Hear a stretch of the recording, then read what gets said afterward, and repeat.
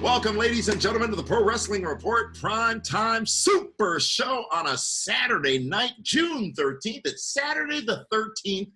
Damian Nelson coming to you here from the remote PWR studios, and I am joined by one, and thank God there's only one, David Octavius the Tiberius, the alleged backyard, knockout, straight edge, hardcore, Hall of Famer hero. Did I miss something? Straight edge. You missed one time, but that's okay. I understand. Hey, you have a lot on your plate right now. Actually, I have no food in front of me at all. No? No. Who was that walking in the background just now? That's an apparition, a ghost. Oh, I see. Sweet. How are you? Happy Saturday. Hey, we are on the eve. Saturday. We are on Backlash Eve. I cannot wait.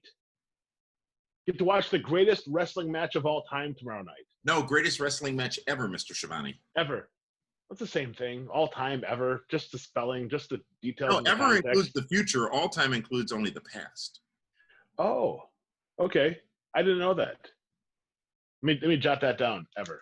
Do you know the difference between a moment and a minute? E-R. No, what's that? I'm asking. I'm looking for some help. A moment happens right now, a minute's like in 60 seconds. Folks, thank you for joining us. We are here on Fight TV on our Saturday night show, and we've got a lot to talk about, folks, including in just a moment, we're going to talk about, the latest in the Jeff Hardy saga, especially after what happened last night on Smackdown between him and Sheamus.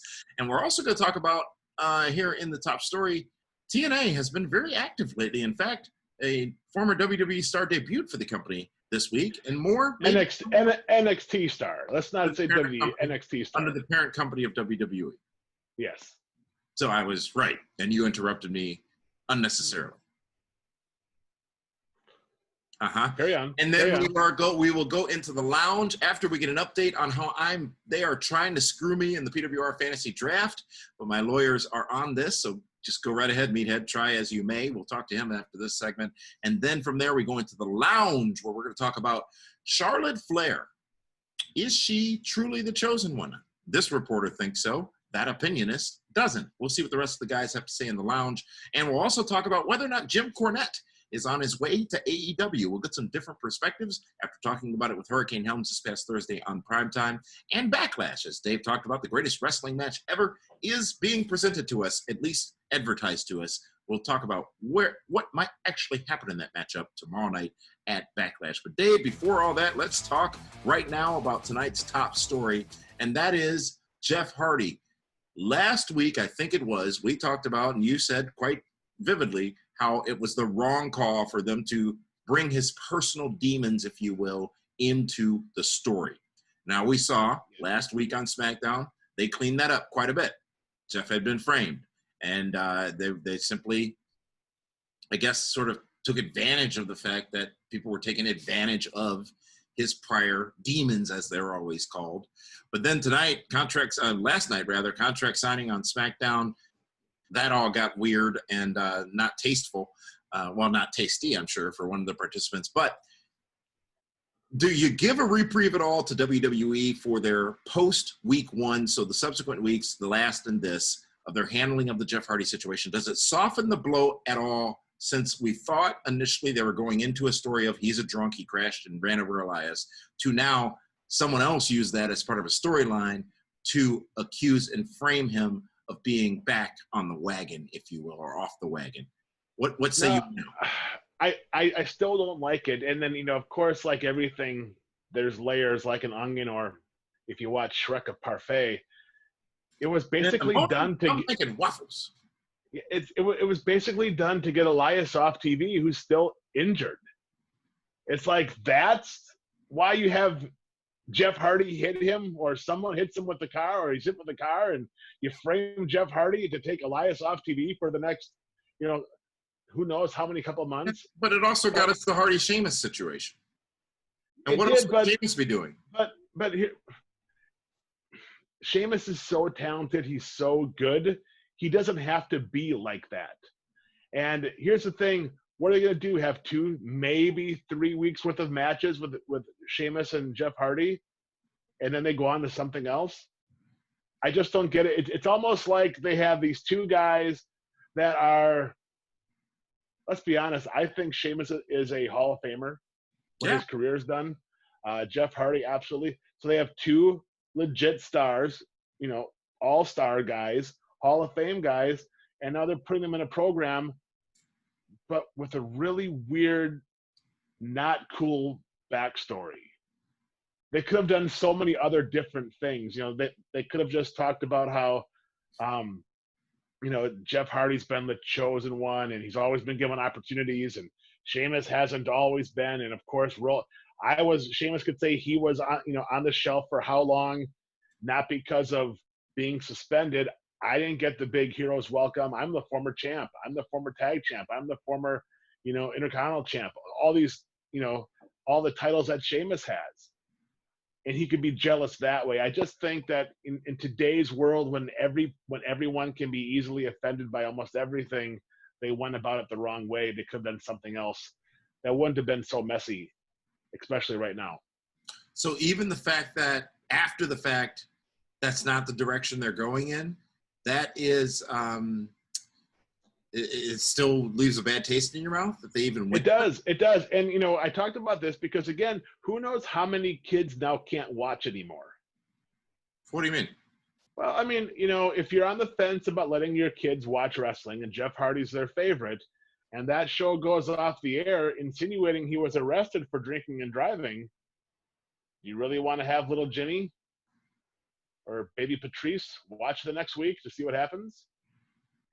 Little Jimmy? Yeah. I don't think he's around anymore. Well, he's now like, I think like a junior in high school. He's older, obviously. But you get the point. Look, I like the fact that it didn't go deeper. I like the fact that this was a 1 week thing. I like the fact that they didn't sensationalize and capitalize on it as much as we feared that they would. I thought it was good, and I think the twist has been good. I'm liking Sheamus and Jeff Hardy as a program. I think it was a good place to get. Now we've got the Elias thing later down the road too. This is meaningful for Jeff Hardy, meaningful for Sheamus. If they weren't in a program together from this story initially 2 weeks ago, I'm not sure I'd care about either of them right now. Yeah, and that's the thing. I think it's good that they work together because they will have really good matches together. Because they've been around, they're seasoned. I hate to use that word, but they're seasoned vets, and they can tell stories and put together some really good matches that won't go 110 miles an hour. All right. Well, I think it's at least good to say though that it didn't keep going, this story, if you will, and it's. Well, they can't have it keep going because how would Jeff show up at TV? What do you mean? Well, if he's always drunk, how's he going to get there? Uber, Lyft. Yeah, but they wouldn't let him in the building. Why not? Dude, they take temperatures to make sure your body temperature isn't above 99 degrees. If you walk in, your body temperature is going to be elevated. Drinking gives you a fever? Absolutely. You know that. Good. How often do you sweat when you drink? All the time. I don't sweat when I drink. That's wasting alcohol. It elevates your body temperature. Oh, now you're a doctor. No, but I read WebMD often. I'm very good at it. Oh, gosh. All right. I thought maybe you watched Dr. Oz during the day, and that's how you got your. No. No, Dr. Phil? I used to watch Dr. 90210. I watched that one a little bit. Was that the one with Jason Priestley? Luke Perry? Kind of. Jungle Boy's dad? No, Tiffany Amber Thiessen, I think, was on that one. All right. Well, next up, ladies and gentlemen, our top story, if you will, is, you know what, actually, we're going to save that. I'm dying to hear, Dave. I'm dying to hear, before we talk about WWE stars going to TNA, what I'm dying to hear is Meathead's update, because, he's been very coy with me. It's so slanted. What's slanted? Just how he scores everything. How? There is no way I'm not in first place. There's every way you're in first place. I have the best team on paper. I'm in first place. I'm not disputing the ballots. I'm not disputing the scoring. I trust it. I just picked the better team than you. And now you guys are trying to screw me out of Fighter Fest points because it's 2 weeks long and my talents can win and get me more points, and it's duplicate. It's not on pay-per-view. It wasn't last year either. But it's a We special didn't have a draft last year. Read the rules at PWR360.com. We absolutely had a draft last year. It was the biggest draft we've ever had. It was huge. It was humongous, enormous. People are still talking about it today. People tell me how great that draft was. Just go back and look, watch. It's there. Look, Okay. All right. Fighter Fest is a special event, is it not? It's on regular TV. It's a special name. I'm more excited about watching. I'm more excited about watching Billy Gunn fight MJF next week on AEW. Billy who? Because I understand he may not be Gunn anymore. Well, no, he's Billy, but I'll call him Billy Gunn. I can call him Billy Gunn because he's Billy Gunn to me. He'll forever be Billy Gunn. What would you call Meathead? Let's call him right now, folks. It's time for the draft update. Let's go to the man they call Meathead with the score and the update coming out of NXT TakeOver last weekend.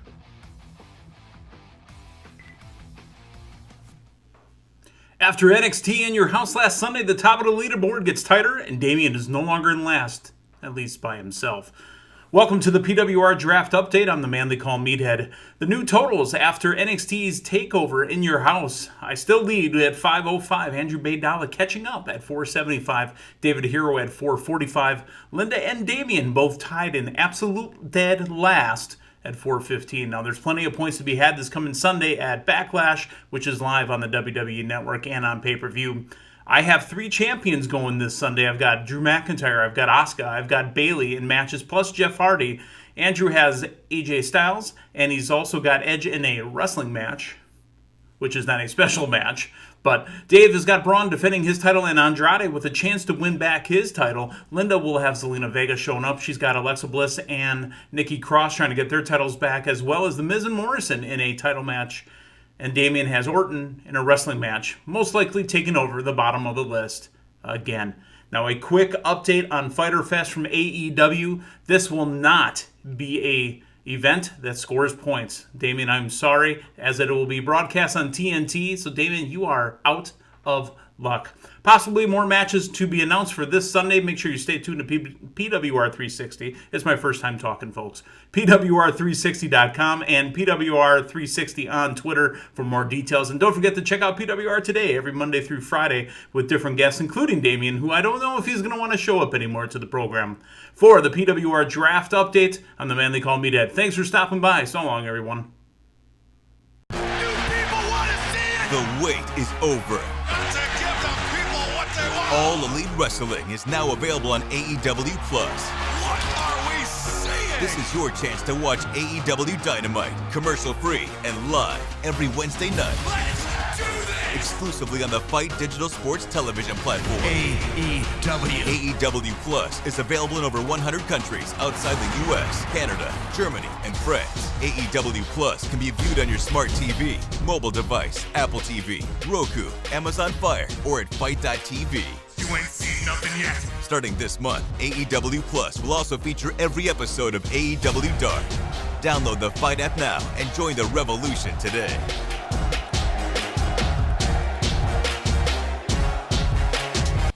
Welcome, ladies and gentlemen, to the Pro Wrestling Report. Welcome back to the Pro Wrestling Report Primetime Super Show. Damian Nelson still here, along with David Octavius Tiberius, the alleged backyard. You already heard that crap. Hall of Famer hero. But we're also joined by the rest of the PWR team. Well, you know, every week the team is dwindling. Just Andrew and Jason tonight. Linda's got no power. Josh is having kids.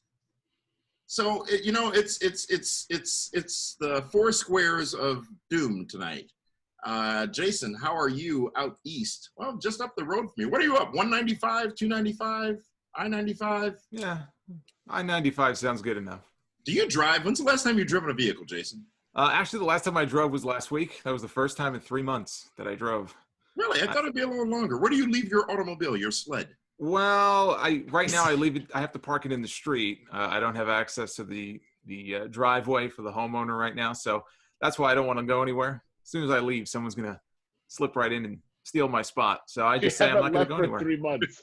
You haven't left for 3 months to keep that spot. That is commitment right there. That is called I call it a spite spot because I know there's somebody down the block who badly wants to park there, and I just refuse to give in. So I just walk. I walk everywhere.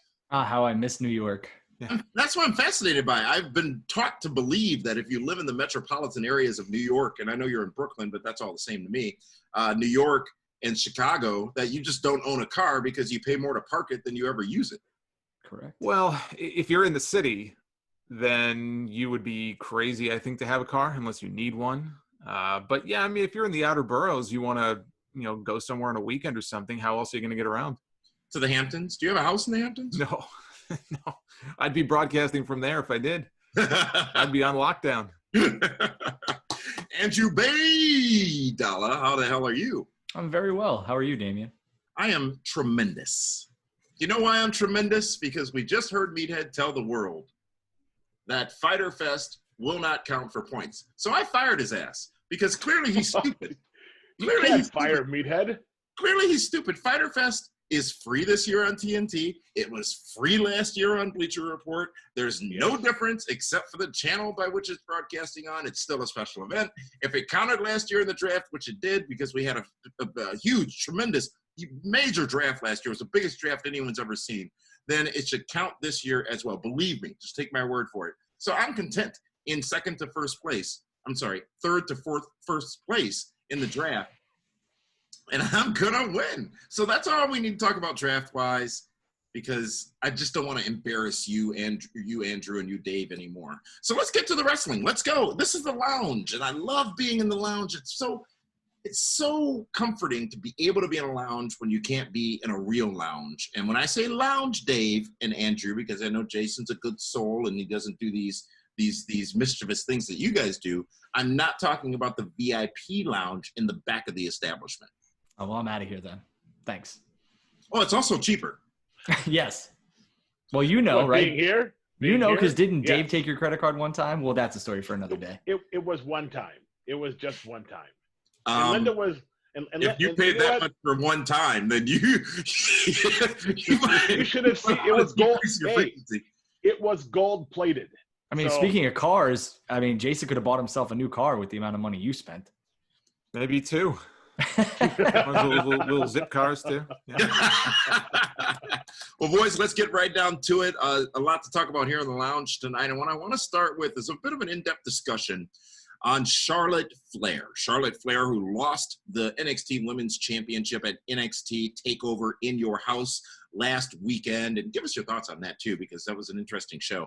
But there's been a lot of discussion now. Charlotte, this past Monday, thrust into a situation with Asuka. Looks like that's going to be her next phase or next story, if you will, which I 100% support. But there's been a lot of discussion about how Charlotte is not the golden child that everyone thought she would be. Charlotte is not the top of the women's division as people thought she would be. And you can look at that from a number of different perspectives. But I want to hear your perspectives on where Charlotte is now. And maybe you can help explain to the world why where she is now is in direct relation to the fact that she did lose that NXT Women's Championship this past Sunday at TakeOver. And we'll start with you, Andrew, just because I think Charlotte Flair is the best women's wrestler in WWE and in the world. She's getting a lot of John Cena, Roman Reigns comparison because they were, stuffed down everyone's throat.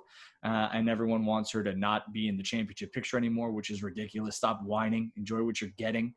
Charlotte Flair probably won't be wrestling in the next 5 years. Hopefully she is, but that's just the shelf life of a professional wrestler, especially who's on 3 brands at once. And I think, the criticism of her being over-pushed or oversaturated is ridiculous. Her losing the NXT championship, women's championship at In Your House, I think was good. She needs to get off that brand. I think she was brought there for the ratings. Didn't really do much for the ratings. And I think who they gave it to is primed, locked, and ready. So I don't mind, and I'm happy she didn't take the pinfall or submission loss there. It was a great match at NXT TakeOver, though, it was a tremendous match. It was the main event. It was top of the card. But, Jason Solomon, what do you say about Charlotte Flair, who actually – I watched the Ric Flair WWE 24 thing, and I should know this as a broadcast journalist, but her name's not really Charlotte. It's Ashley. No, it's Ashley. I missed that whole chapter. Well, you've been in China for a while, too. Let's not forget that. Okay, Jason. On that note, I think Drew made a good point, although he kind of contradicted himself there when he said, well, it's not a case where she's really overexposed, but I'm happy to get her off of NXT because she doesn't have to be on that show. I think that's the root of a lot of the criticism, is that you have this woman who is cross-branded. She was the NXT champion. Why would she need to be on Raw and SmackDown when we don't see Asuka appearing cross-branded? Bayley up until this week wasn't doing that. So clearly they see her, they see the value in her. I agree that it was a ratings ploy, didn't work, bringing her to NXT for that purpose. I wish she would have taken the fall at TakeOver, just because they were, telling this story with her and Io where she couldn't quite put Io Shirai away. It would have meant more, I think, for her to pin Charlotte than it did for her to beat or pin Rhea. But it's good that she's, off that brand now. They could focus on Io Shirai. Now she's back on Raw. Clearly, they're grooming her to be the next challenger to Asuka, who is going to walk out of this weekend still the Raw Women's Champion. I hope the ultimate goal is to get to Asuka and Shayna Baszler, because I think that could be an interesting, kind of two people with submission finishes who really haven't met before, both dominated NXT back in their day. But I think Charlotte may be the intermediary. I think we could be looking at Asuka Charlotte perhaps in July, and then maybe come SummerSlam time we get to Shayna. But they see the value in Charlotte. That's why they put her on all the shows, and she did back-to-back main events. She was in the main event on Sunday, and she had a 25-minute main event on Raw Monday night. A pretty good match until the finish between her and Asuka. So let me ask you this. I think those points are very valid from both of you. But Dave, and we'll get around to the rest of you too. Charlotte, Asuka, Becky Lynch, maybe Bayley. Are there any more top stars on the women's division in WWE? Top stars? Dave? Well, I think you have to put Sasha Banks in there as far as fan favorite being a top star. She doesn't mean anything. She hasn't been doing anything either. And that's the thing. The fans love they love Bayley, but they love and adore Sasha Banks. But let's not forget, where's Shayna Baszler? Where's Bianca Belair? Two young up-and-coming stars that have potential. But Charlotte Flair is the one that, first of all, she has the name appeal. She looks the part. I challenge anyone to find better robes and outfits than Charlotte right now. Everything she does is top-notch that she's doing. And by putting her on Raw and SmackDown, it's telling people, if you really want to see her, you have to go on Wednesdays to NXT. It didn't work. That's why they took the belt off her. That's why Charlotte didn't get beat, because it still keeps her in the mix of all the brands where she can bounce around. I think that by her not getting beat keeps her in the hunt on NXT, where she can show up and say, hey, like she said on Monday, I didn't lose. I didn't get pinned. She can always go back there down the road. But she's the money. She's the one you can put on, and I say this about certain stars. You can put on Good Morning America, The Today Show, Regis and Kathy Lee, even though it's no longer Regis and Kathy Lee. But shows like that where she represents the company the right way. You can't put Shayna Baszler on there. You definitely can't put Asuka on there right now either. So you have to go with someone. Can I ask you a question? Was this all because Shayna Baszler was supposed to – I heard a rumor that Shayna Baszler was supposed to win the Royal Rumble and wasn't, and got removed from winning that match because of the NXT failing ratings. So we might not even be talking about this if NXT wasn't losing to AEW. But here's a question. I think that is a point. They are losing, quote unquote, to AEW, except by 6,000 viewers this week, so it's essentially a tie.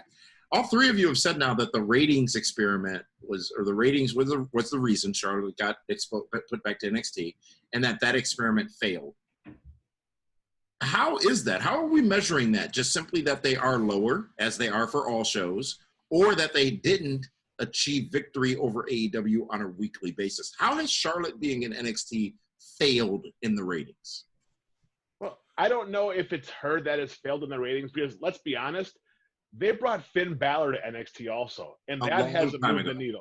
A long time ago. And when NXT debuted, right, a long time ago. But it was still, within 3 months? How long has it been? It's been longer than that. It's been longer than that. October? Has it? Oh, I've been quarantined forever. It feels like it's no, you're trying to skew the conversation because no, I'm not. No, I'm not. But it's like when they brought Finn Balor on, everyone's like, oh, now it's going to be war because Finn Balor is equal to a Chris Jericho in some people's minds. Well, I had a problem with Charlotte winning the Rumble and going to fight for the NXT Championship. I didn't understand it. That's a story for another day. But I think why it didn't work is because everyone had already seen her so much on Raw and or SmackDown that the NXT is like the land of the cool kids. And from the fans' perspective, and it's, the best wrestling on television, that the fans will say that. So I don't think that's why it worked. I think they were just they didn't want to see her. That Finn was fresh, hadn't been on TV for a while. Charlotte, not to much of her detriment, was oversaturated, and I think it just didn't work in NXT because the fans didn't want to see her. You know what? The reason why NXT is not winning in the ratings is because the show isn't as cool looking as AEW. At the end of the day, you have to look at the visual event. And I've said this before, NXT is like watching a DC movie, very dark, very brooding, like Batman Begins. You watch AEW, it's like watching Thor Ragnarok. There's humor, there's lots of bright colors, there's all different things going on, there's a different atmosphere.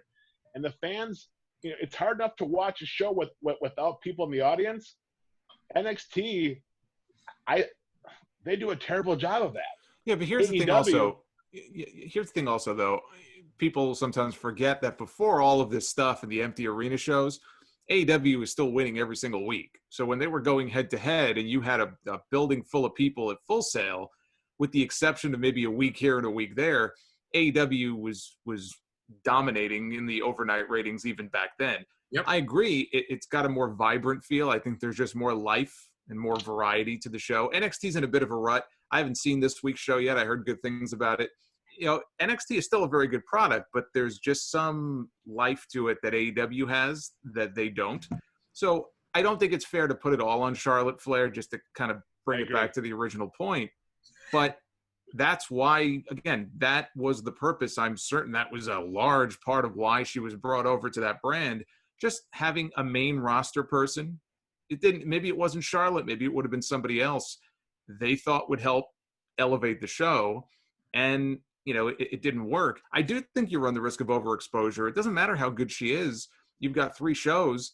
If you put the same person on all 3 shows in a prominent position, people are going to start to get a little tired of it, and she's not going to feel as special. So I think for her sake, it's good to get her away from that show and not overexpose her so much, because otherwise she won't feel, as special as she did before.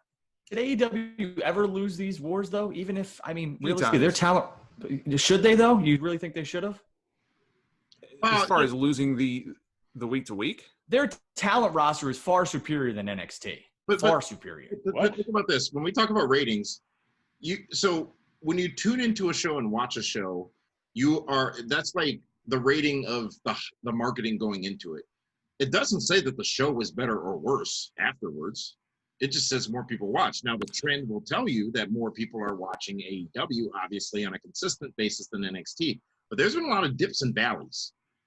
The audience hasn't been consistent. The results have been consistent. But that's why I asked, if we're going to say Charlotte Flair didn't deliver, and I agree, she should not be singularly blamed, if she did not deliver the ratings boost that they expected, because obviously WWE wants to be able to tout the fact that they have more people watching on Wednesdays than AEW. But if she wasn't put there for that reason, or if that didn't result in the results that they hoped, that's why I asked, who are the top female stars in the company on the level of a Charlotte Flair? Because maybe that's why she was put across all 3 brands, so that she could elevate others.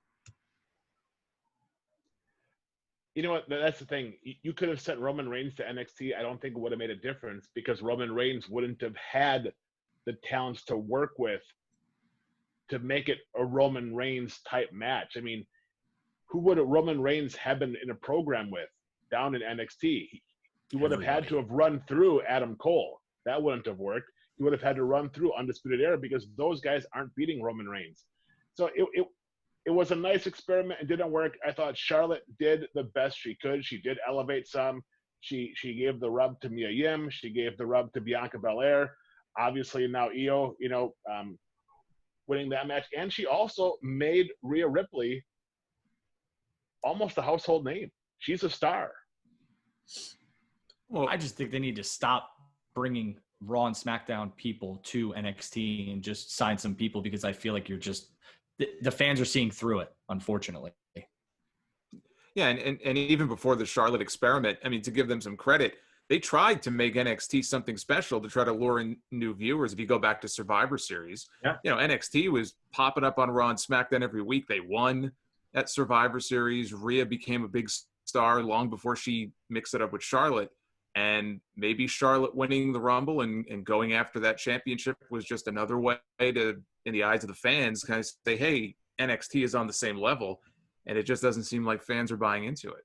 They had some major people show up on NXT right before Survivor Series too, and I believe they won that war because they had Gallows and Anderson, AJ Styles, Seth Rollins, Becky Lynch. Yeah, I mean, everybody was on that show. Well, interesting dialogue for sure. You know, I've been a long time fan of Charlotte. I don't think her star power has fallen at all. But I think some fans who are just natural Charlotte haters are taking advantage of this opportunity to say that she's not as great as everyone thinks she is because the ratings didn't improve. She's losing championships, all this other stuff, where there's obviously a broader picture here, a bigger picture. I don't think it's arguable that there's a larger female star, a bigger female star in professional wrestling right now than that of Charlotte Flair. Would any of you disagree? No, we've lived through this with how many superstars? Roman, Cena, Shawn, all these guys. Yeah, everyone wanted them to go away. But I think it's a bit of I don't know if it's fair to compare Charlotte to those stars. I don't think it's fair to compare her to a Cena or a Roman Reigns because I don't feel like she's being shoved down our throat. I feel like she's just being utilized. Right, in a time where they need a lot of star power because when we were going through all this, people couldn't travel, et cetera, et cetera. So, yes, I just feel that this happens all the time. Somebody has, the rocket to them. They get it. They're the biggest star in the industry, and then all of a sudden, everyone wants them to go away. And then they go away like John Cena, and everyone misses them. So, well, and that's my next question. Do we miss Roman Reigns? Yes. You do, Dave? Oh, I miss all the stars they don't have right now. Political answer, Jason? I think they could definitely use more star power on these shows. Another political answer. You guys are good. You see this 2020 ticket opening up, don't you? I'm the write-in candidate. What are you talking about? You'll probably win. I mean, think about it. I've said this. It's not just creative on the shows that's very hokey pokey and whatever, but turn yourself around. There's no stars. There's no star power. It's like, yeah, you have Drew McIntyre. Edge, Orton. Okay, so they show up once every 4 months now? God, I hope not. Yeah, I mean, coming out of the pay-per-view Sunday, who knows when we're going to see Edge after that. Exactly. There's no consistency as far as studs. And right now, Drew McIntyre had a ton of fire and heat and non-existent. They've made him into a goof. To your question, Damien, I think we all miss Brock Lesnar, right? No, not now. I don't, because Brock would kill everybody on the show. There's nobody even close to being in Brock's league right now. Who has truly gotten over since WrestleMania on the Raw brand? Apollo Crews. And you brought up Theory. Yeah, you brought up Bianca Belair. I think she's probably the most talented woman on that roster right now. But she's not utilized. Last few weeks. She's not utilized. There you have it. It's so bad right now. You have Miz and Morrison in a main event heavyweight title match on the Smackdown. There it was. You copied that, right? Both of you? Heavyweight. But Jason agrees with me. It's terrible. I don't want to watch that. Why isn't that six-man main eventing, or not main eventing, but why isn't that six-man match that's going to be on Friday, that six-man tag team match? Because that's even worse. But it's not. There's so much intrigue with that rather than a 2-on-1 handicap match. We saw this already with the Intercontinental title. Braun's already done this already. Here's the advantage of it being a 2-on-1. It'll be over in less time than that six-man. That's the advantage. Let's move along. Good discussion, good conversation. Another topic I want to talk about before we talk about Backlash and the greatest wrestling match ever is AEW this past week. We saw the in-ring debut of FTR, the new team, of course, formerly the Revival in WWE. But before they made that debut, they made a very shocking appearance. and that of the Jim Cornette podcast, the Jim Cornette Experience podcast. Dave, you and I talked about this with Shane Helms on Thursday's edition of Primetime Live on Fight TV. But I want to get your guys' perspective. I see the ultimate work of works happening here. I see Jim Cornette ultimately showing up to manage FTR in AEW because the heat would be tremendous. The heat would be amazing. They're not signed, they say. AEW, as we talked about on Thursday's Primetime with Shane, has banned Linda and Hulk Hogan from ever appearing at their shows. I can't imagine Jim Cornette's going to be received with open arms. But if you look at the annals of time, real life in wrestling pays a huge dividend. And all the stuff that Jim Cornette has said about everybody on the TNA roster, if you really listen to it, if you take the vitriol out that Jim Cornette uses, it's nothing different than what the Revival has been saying about the Young Bucks and many in AEW. Let's take away the emotion. Let's look at it logically. Chances of Jim Cornette even making a one-time appearance at All Out and managing FTR from a storyline perspective, this reporter sees it as perfect, but you guys are cringing and shaking your heads no. Jason, why? So let me address that point first. From a heat perspective, it would be nuclear. I think if he was to show up in front of that crowd, I do think it would get an incredible reaction. And I don't know what Dave's perspective is on this, but I can imagine that, from a promoter's perspective, it would be like a dream scenario. Okay. Now, I agree with you on that. The likelihood of this happening, there's probably a better chance of me popping up and managing FTR than there is Jim Cornette. I think you made the comment, you said, well, some of the things that he said are not all that different than, criticisms that people like FTR have levied before. I disagree with that wholeheartedly. If you've heard some of the criticisms that he has lobbed at people, whether it be Nyla Rose, Sonny Kiss, some of the other, Marco's just growth. Yes, I've heard it. Yes. Yeah. So this goes far beyond him talking about, Balding Buck and Road Warrior Buck and guys who do flips and flops and all that kind of stuff. He's taken it to a personal level. Whether you agree with him or not is up to the individual. I think, and there have been some AEW talents who have spoken out on social media about this and the idea that maybe this could happen. As great as it would be from a fan reaction perspective, I think if you're Tony Khan, you're doing far too much damage, I think, to trust with your talent roster. I think it's going to cost for a one shot. It's not worth it.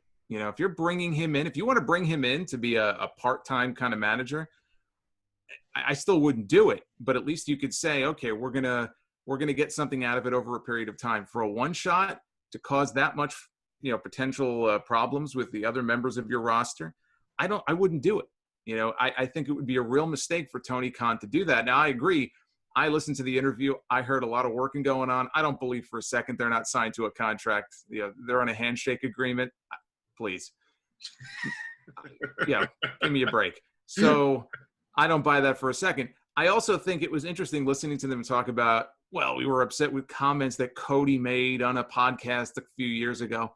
And look, I can believe they were upset at the time. When you hear Cody making comments about, oh, the Bucks are number one, these guys, they practice their matches. I'm sure that did bother them. I think it's the classic case of them taking a little bit of reality and kind of blending it into the fantasy of it all. And they were working their butts off in that interview. I thought they did a good job, but do I believe there's legitimate heat there or that they might shoot on the Young Bucks? No, I don't.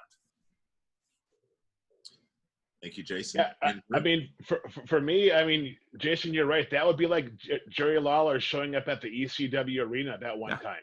He did.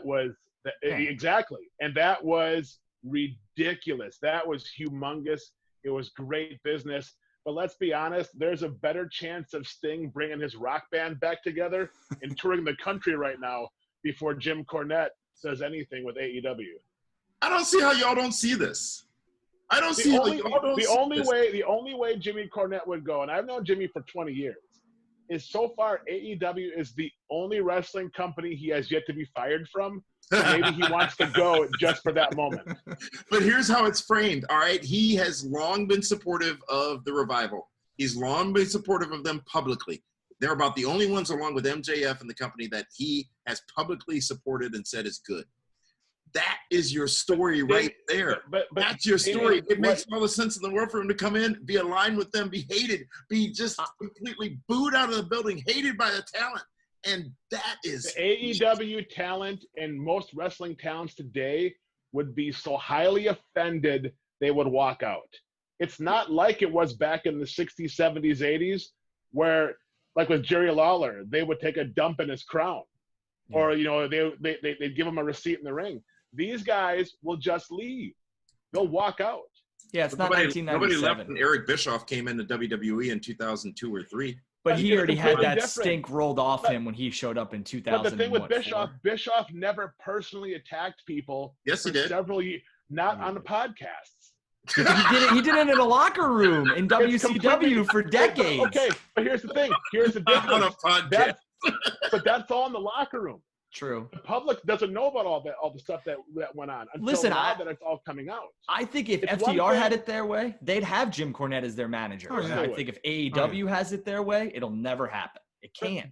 Drew, here's the thing. We can be backstage, and I can be talking whatever I want to say about you, and it's between the boys. Mm-hmm. I go on a podcast that gets God knows how many downloads, and now I'm talking smack about you. And the world knows you don't want to like defend your manhood now. No, I understand. You're 100% right. That's the difference between Bischoff and Jim Cornette. Yeah, what gets said in the locker room is locker room chatter, and that stays there sometimes. And it's he should see said tell the phone, tell the wrestler, whatever that saying is. I understand what you're saying, but I can't see Jim Cornette in AEW. I just can't. I think there's too much heat around him, and like I said, I think FTR would absolutely love it, and they would become mega heels. But and like Jason said, they were working a lot in that. So if they're not contracted, that means AEW allowed them to go on his podcast. If they are contracted, rather.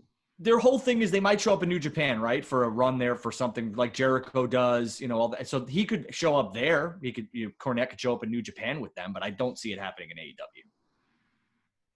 Yeah, and that's a good point actually. If they are free, whatever deal they have to make independent appearances. We can see Cornette manage FTR. It's just not going to be in AEW. And look, I think if it was just comments limited to Kenny Omega and the Bucks, they probably would be willing to just kind of look past it and let him come in for a one shot. But whether it's Joey Janela, all the other people, Joey Nutella, he calls him. It's all the different talents that he's insulted. I just think that they would lose an incredible amount of respect. And if you're a promoter, you've got to weigh that and say, you know what, for a one shot, it's not worth it. I mean, Corrigan and Lagana did it. They got rid of him from NWA because of some – and he had said that before back in the 90s on WWF television. But that there was recorded and put in a can, and nobody cleaned it up. And I'm not discrediting anything or not pointing fingers here. I understand. We've been backstage at AEW shows, and their locker room is sweet. I mean, everyone gets along. There's harmony. You don't feel tension like you would feel at a WWE show. They're not going to disrupt that. Right now, they have a great atmosphere. They have a great working environment. And as awesome as it would be to see Jim Cornette in AEW managing FTR against the Young Bucks, it would be great. It's perfect. But here's the thing: how much more money can you possibly make if they're already selling out their pay-per-views? That's not going to sell out the show if it's already sold out. Yeah, it's just to get them more heat, and they don't need it. I mean, they're not going to sell any more tickets. No offense to Jim Cornette by him showing up. And I think it does boil down to money if you're going to do that, because it affects the credibility of two groups. It affects the credibility of Jim Cornette. His podcast would then be viewed as a complete joke after that. And then it also affects the credibility of AEW, because how could you bring that guy in who has just taken a crap on all of your talents, except one or two, since the inception of your company, taking a crap on Tony Khan himself, by the way. Yes. Yeah. Exactly. Oh yeah. Hasn't he called him like the Mega Mark or something? Like, how could you bring him in? But from my perspective, I look back at the Sables coming back after suing, Jesse Ventura getting involved with WWE again after suing. It's different, but it's still things they did to hurt that business. But Vince McMahon is a completely different animal than Tony Khan. Vince McMahon. We don't know that. We don't know that. Oh, of course you do. I don't know how Tony Khan is backstage. I have no idea. Vince You don't McMahon, know how I Vince see is as backstage either. he's the guy that. Here's the thing: we've seen Tony Khan at events. Yep. He's very talent friendly. Vince McMahon is not. You don't see Vince McMahon in the hotel bar with the talent. You don't. I think he's probably past that now, but one time he probably was. I'm sure he was. But at the end of the day, and like I said on Thursday with Shane Helms, if they're going to ban Linda Hogan from AEW, you know there's no chance that Jim Cornette's going to show up. I think that's a good point. I really do. We'll leave that there until it happens, and I'll tell all you guys how just like I'm going to win the draft, how wrong you were. But you are entitled to your opinion. This is the Lounge. And the final thing I want to talk about in the Lounge is a match happening this Sunday at Backlash, which used to be one of my favorite WWE pay-per-view events just because of the swinging hooks. The sights, yes. Yes. I was going to say the same thing. Not to mention some of the classics that were on that show. Who cares? It's the hooks. It's all about the swinging hooks. It was like an engineering marvel to me. I'd be there, and I think I went to one. I just sat there and looked at these hooks. Doesn't take much to entertain Damien, I see. It does not. No, Any not light at all. Swinging hooks. Well. So, the greatest wrestling match ever. There has to be some shenanigans here. They cannot be hyping this match between Edge and Randy Orton as the greatest wrestling match happening without something that is going to be the complete opposite of the greatest wrestling match ever. We did be the booker last night with Shane Helms, did Dave and I. So I'm going to exclude and defer back to that show for our comments on it. But I definitely want to hear what you, Andrew, and you, Jason, have to say about what you expect out of this matchup at Backlash, because the hype machine is massive for this thing, and the expectations are set even higher than Tony Schiavone set for us on Nitro every Monday night when it was the greatest Monday night in the history of wrestling every Monday night. Jason, what do you say? Yeah, I think it was very telling. Edge did an interview this past week, and he was asked about that. He goes, well, what do you think about this hype? It's the greatest match ever. And he said, when Paul Heyman and Vince McMahon first came to him, he thought they were joking. And then he quickly realized that they weren't. And if it were up to him, he said he would not have promoted it this way, because if you think about it, think about how unfair it is, right? To him and to Randy Orton, especially Edge, though. Edge is having his first straight singles match in 9 years. And now he's got it's like Ringling Brothers and Barnum and Bailey, the greatest show on earth. All of a sudden, you've got the greatest wrestling match ever, which this has been WWE at its worst, in my opinion. I know why they're doing it. It's a promotional tactic. But when they beat you over the head with it every single week, even they have poor Samoa Joe on commentary forced to say this line every week. The issue I have with that, Edge and Orton, right, going into WrestleMania and now coming out of it, is this personal storyline with a backstory that goes back over a decade. So it's like this really like almost like a blood feud. And because of this constant hammering home every week, multiple times, the greatest wrestling match ever, they've turned it into a clown show. And so that's part of what I don't like about it. I think that I don't expect there to be interference or any kind of shenanigans like Damien mentioned. I honestly see this as just probably being a very good professional wrestling match. It may not be the match of the year even, let alone it's not going to be the best match ever. And I see, Randy Orton probably comes out on top because all Edge has to do, the story isn't that he has to win. The story is that he has to just hang with Orton and just show that he can still do it after so many years off. I think that's the story they're telling here. I think if they go out and have a very good match, it can't be any worse than their WrestleMania match unless it goes 40 minutes again. Just shave 10 or 12 minutes off and just give me a good professional wrestling match and I'll be happy. So your expectations are not set based on the title of it being the greatest wrestling match ever. No, because I don't have, my issue is not with the talent. My issue is with the dumb promotion that they've put into this show, because they figure somehow it's going to get more people. It's going to get more eyeballs on it. I think the promotion is incredibly dumb. Don't get me wrong. But I'm just going to hopefully just enjoy it for what it is. I don't want to take it out on them because I think they're already, handicapped going into this thing, because I think it's very unfair to build an entire pay-per-view around the match that can't possibly live up to that billing. Yeah. I mean, how do you even define the greatest wrestling match ever? Some people might think that Hurricane beating The Rock on Raw is the greatest wrestling match ever. All right. So how do you compare that to Hogan Andre and some of the great matches of all time?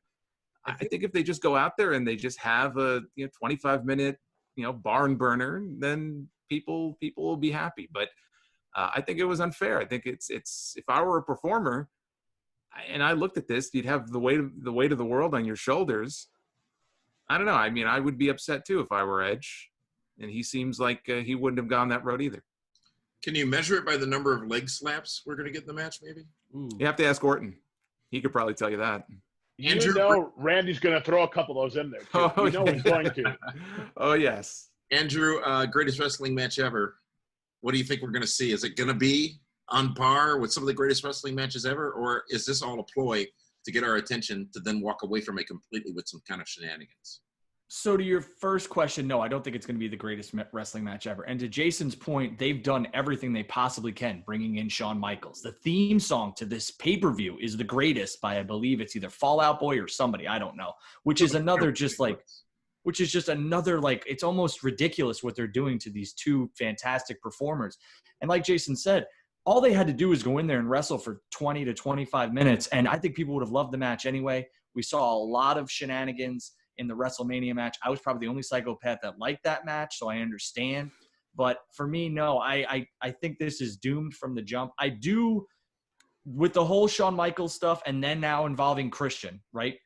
Edge and Randy Orton are the only thing that I'm watching Monday Night Raw. I literally stop what I'm doing, and I'm like, okay, I need to pay attention here.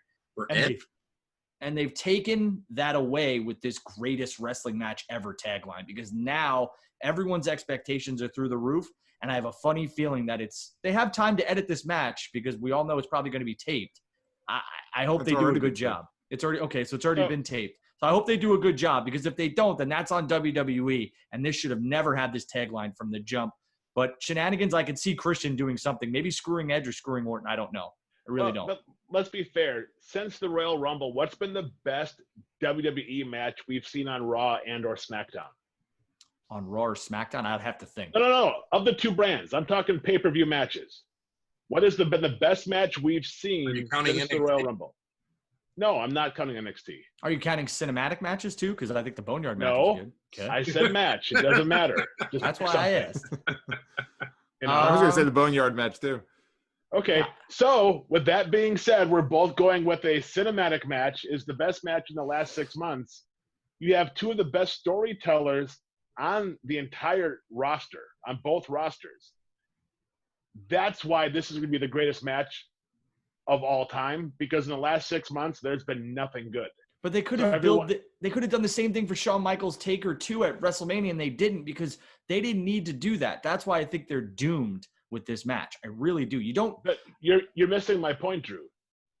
Right now, it's the best match ever because we haven't seen anything good. We can't think of the last time. You had to go back to Taker, Shawn Michaels. You can't. When was the last time we saw a match in WWE where, wow, that was fantastic? AJ and Shinsuke, WrestleMania 30. I mean, there's a lot. Okay. There's a lot. Okay, right. But how long ago was that? 2 years ago. Exactly.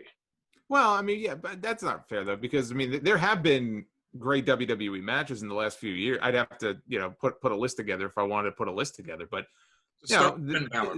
and not just WrestleManias. I mean, they've had some really great matches at pay-per-view since the Shawn Undertaker or AJ Shinsuke. It's just this environment doesn't help, and that's another reason too. They're calling this the greatest wrestling match ever. To do a match like this in front of an audience, I mean, they'll have NXT people in the audience, but you have no fans. Yeah, and the fans are an important they're an important element of these matches here, and you're promoting this as the greatest match ever, and there's no fans in attendance. That's another great point by Jason. When they announced this was the greatest or going to be the greatest match ever, I immediately thought there's going to be fans at Backlash, and now there's not, and I think they're doomed. I really do. Well, gentlemen, thank you very much for those opinions and those comments here in the lounge. I want to give you the opportunity now to tell us a little bit more about how we can hear more of your voices and your oratory skills. And we'll start with you, Andrew. I understand you've got a whole new gig going on there with your broadcasting. Yeah, I have a couple of people that I'm working with right now, Jeff Lewis, Amanda, and Issa Ramos. We do SNE Network. We do Chicks Getting Raw. We do Chicks Getting Raw, which is a Raw review. Isn't that disbanded? No, this is a female's perspective on professional wrestling. You could Girls follow Gone us. Wild. I thought there was some legal. No, I'm not a part of the Girls Gone Wild crew or anything like that. Wasn't Paul Heyman part of that? Bischoff. It was Bischoff. And Bischoff was? the other guy. Oh, him and Harvey. Partner. Steve Harvey. Jason Harvey, yes. Jason Harvey. Very different. Yeah. But yeah, you could follow us at SNE Network on Twitter, and we have a YouTube link and all that other stuff. Just trying to get into this, and we're going to have sports, and it's been fun. And I'm looking forward to this Sunday. Jason, will we hear anything about chicks getting raw on the Solid Monster Sound Off? No, but I'm going to have to give that some thought now. I mean, I might bring in some more subscribers to the channel. I'm going to have to give this some serious consideration. But I can't top that, but I can tell you that I have my Solid Monster Sounds Off podcast that drops on all major platforms every Sunday. And, of course, Sunday night after Backlash, I'll be live on YouTube talking about quite possibly the greatest wrestling match ever. Quite possibly. Quite possibly. You got to say it the right way. Quite possibly. Everybody has to say it the right way. Shivani never said quite possibly. No, he was very sure of himself. They should put a question mark at that promo. That's what they should do. Greatest wrestling match ever? Question mark. That's what they should do. Yeah, they should lock that promo up in a box and throw it away in the dumpster in the back. That's what they should do. Well, we appreciate you guys joining us here on Fight TV, and we'll hear more about Fight in a moment. But Dave Hero, you're wearing a hot-looking shirt under that jacket. Yes. I understand brand it's new, hot off the silk screen presses. It is. It's from the Collar and Elbow Group, the collarandelbowbrand.com. Use promo code PWR360 at collarandelbowbrand.com. Yeah, it's Check like it that out. wheel gimmick, 360 all the way around. Yeah, it is. See it, Dave? There you go. We have it. Look at that. See? Scared to show the rest? What are you? I know. That's awesome. Is it not a P? Is it an RWR or something? Show the show. No, not at all. Well, first of all, the hot chicks are below it. I don't want that to get on TV. How did you get the chicks? That's my gimmick. So, yeah, so go to PWR. PWR360 is the promo code at collarandelbowbrand.com and save some money and get your shirts. Dave, would you have this Randy Orton Edge match last 10 seconds and have Orton just beat him quickly? That's what I want. Listen, Randy Orton and Edge have too much professional pride to do that. Okay. Randy What if Orton. it's a greater story? No, okay. Then Randy Orton, if that's the case, then I guarantee Randy Orton is not tweeting Tommaso Ciampa. I think that's a work, though. Not a chance. No way. It's way The too wife's at personal. home. It's not a work.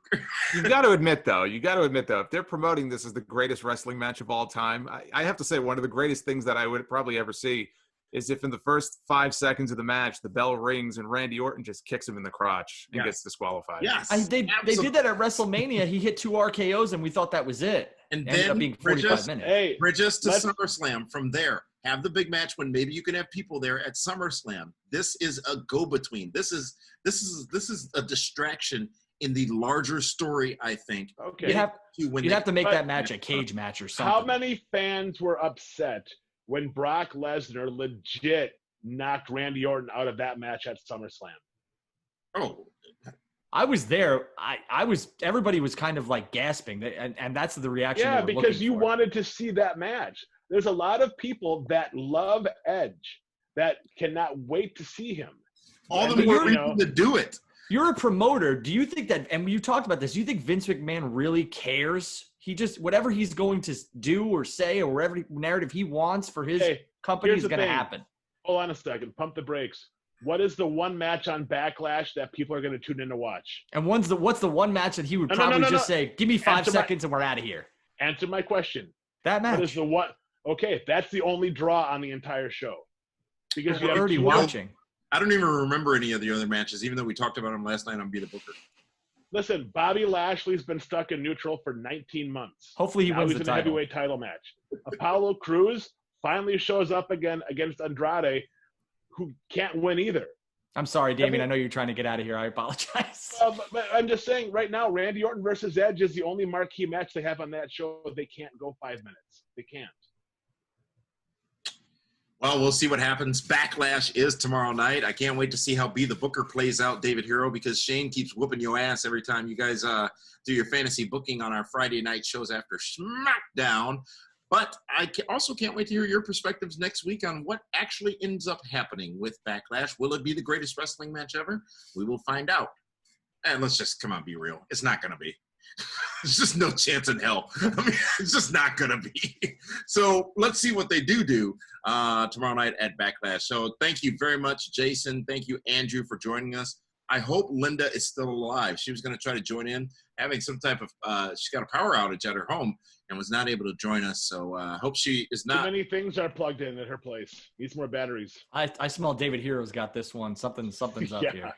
No, not at all. Thank you, Jason. Thank you, Andrew. We're going to take a timeout, learn more about Fight TV and Collar and Elbow. When we come back, it's, what do you call it, Dave? Pope has spoken, PHS? DHS. Yes. We'll be right back here on the Pro Wrestling Report Primetime Super Show. You people want to see it? The wait is over. Got to give the people what they want. All Elite Wrestling is now available on AEW Plus. What are we seeing? This is your chance to watch AEW Dynamite, commercial-free and live every Wednesday night. Let's do this. Exclusively on the Fight Digital Sports television platform. AEW. AEW Plus is available in over 100 countries outside the U.S., Canada, Germany, and France. AEW Plus can be viewed on your smart TV, mobile device, Apple TV, Roku, Amazon Fire, or at Fight.tv.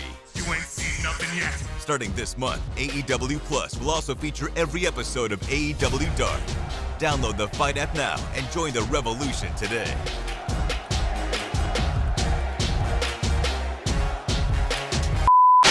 Following announcement has been paid for by Collar and Elbow. Folks, there's Jumpin' Jeff Farmer. Jeff, a while back, what a match you had with Motley. Yep. A hero to many, but without a villain, there can truly never be a hero. Motley Cruz, you turned the tables on me. You turned the tables in a wrong way. Now the tables have been turned again, the other way.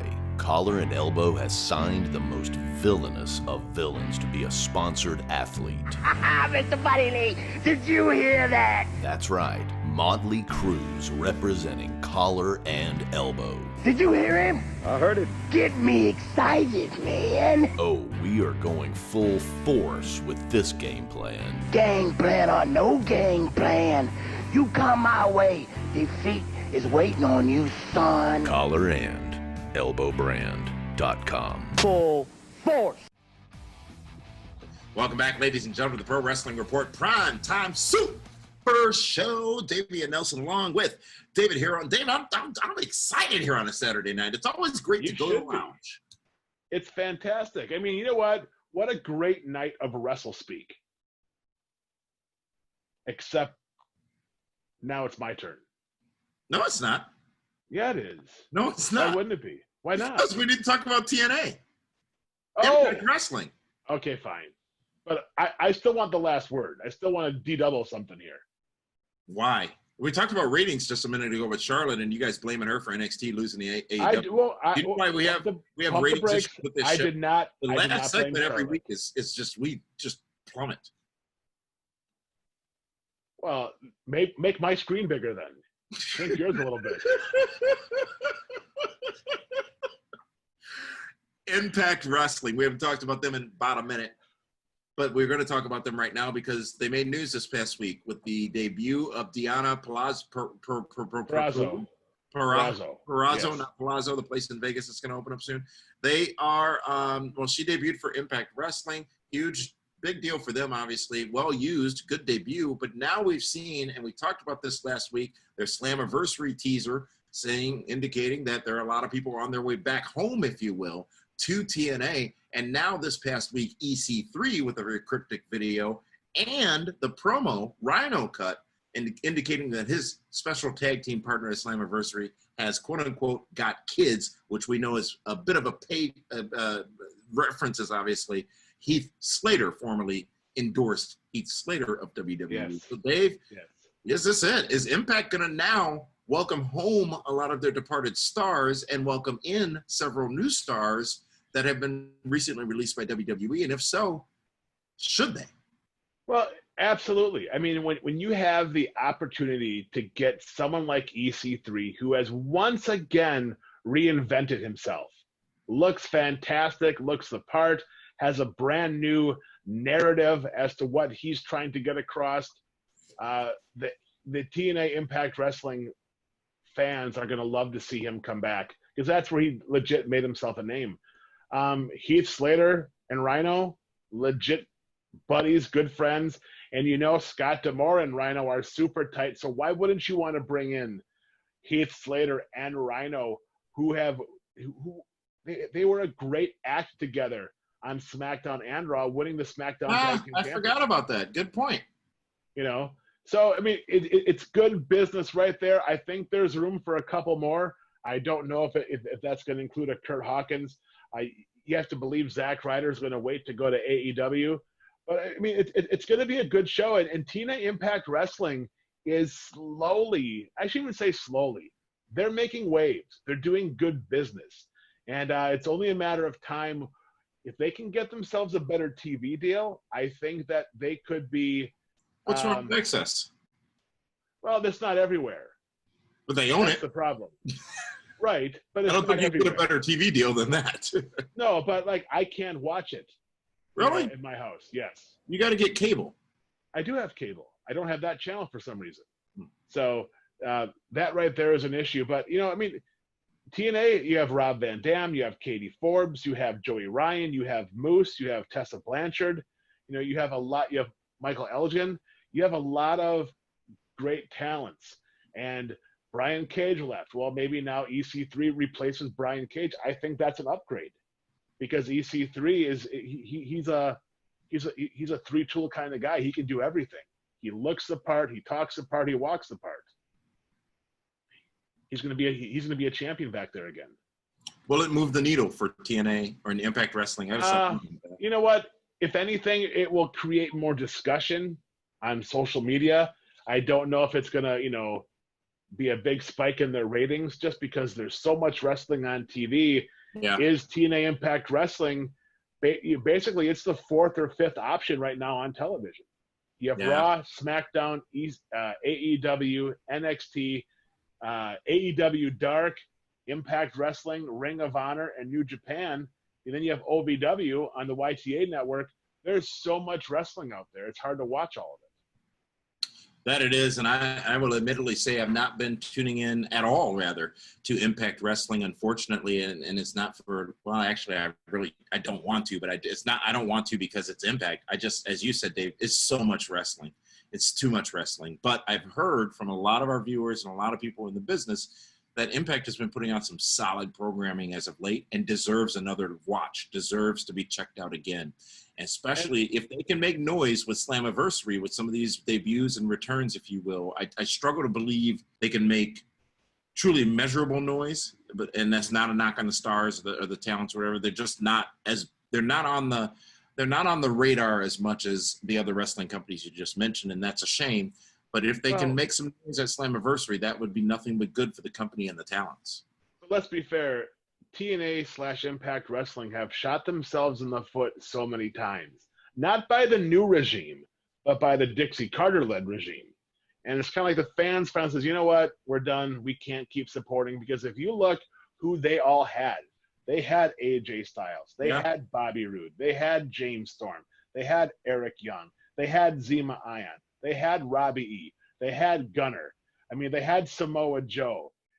So many. They had Bobby Lashley. I mean, they had so many young. And we had David Hero. Best picture you guys will ever see of David Hero. Oh, you're welcome back. You disappeared for a minute there. It was freeze frame. It's okay. Oh, sorry. All right. Well, but did you hear what I was saying though? All the talent they used to have. So it's like, well, the fans kind of like, okay, we're done. We can't do this anymore. And especially the way they had Drew McIntyre. Yeah. Remember when it was Drew McIntyre versus Matt Hardy versus EC3 for the TNA World Impact Heavyweight Championship? Remember that? Remember? Yeah. And I'm thinking, God, I go, they have Matt, they have a guy that couldn't beat Hornswoggle, and they have EC3 in their main event. And look what happened. You know what I mean? Drew McIntyre becomes a huge star. Look at all of the legit studs they had, and they couldn't get it done. So right now it's a rebuilding and rebranding effort by TNA Impact Wrestling. We'll see what happens at Slammiversary just a couple of weeks, I believe. And obviously tomorrow night, Backlash. If you haven't already, check out Be the Booker, where you and Shane picked and fantasy booked the matches for that event, including what we just talked about before, the greatest wrestling match ever. And with that, let's talk about the greatest wrestling match ever. You just hijacked my show from me. I did, because it's my segment. This is where the ratings spike. So we heard what you had to say. I heard the Sala Monster, and I heard Drew Baydala.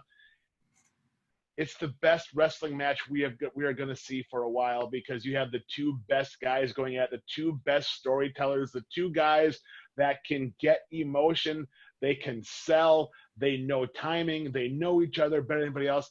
It's going to be a fantastic match.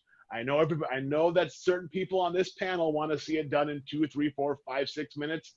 You can't do it, because the pride and the egos of the guys involved. Randy Orton is a legit top 5 Hall of Famer. He's one of the best. I would have loved to have seen Randy Orton right now against Steve Austin or The Rock in their prime, or Hulk Hogan in their prime, because I think Randy is that good against Randy Savage in his prime.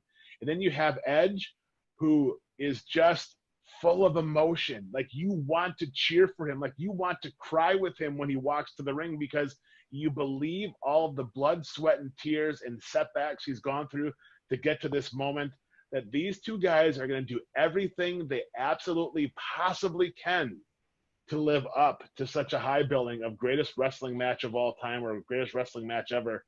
And it won't be, because there's so many great legends that have had great, awesome matches in the past. But like Shane Helms says, this is the pandemic era. And I think for the pandemic era, this will be the greatest wrestling match ever for the pandemic era. And with that, David Hero has spoken. Okay. Well, thank you, Dave. I want to remind everybody to check out the Be the Booker from last night. You're just gonna just gloss that over? That was a lot of verbiage and oratory skills right there. There's a reason for everything, and I'll tell you after the show. But tomorrow, Sunday, is Super Sunday Funday from the Pro Wrestling Report. So you get to watch in succession tomorrow afternoon our Thursday edition with Shane Helms of Primetime, our Be the Booker special edition with Primetime with Shane Helms as well, and this show on replay. We'll get you prepared for Backlash before Backlash happens. So thank you very much for joining us, and for that one, this is Damian Nelson, and for the rest of the PWR team, saying thank you so much for joining in. We'll see you again tomorrow during Super Sunday Funday. Bye-bye, everybody.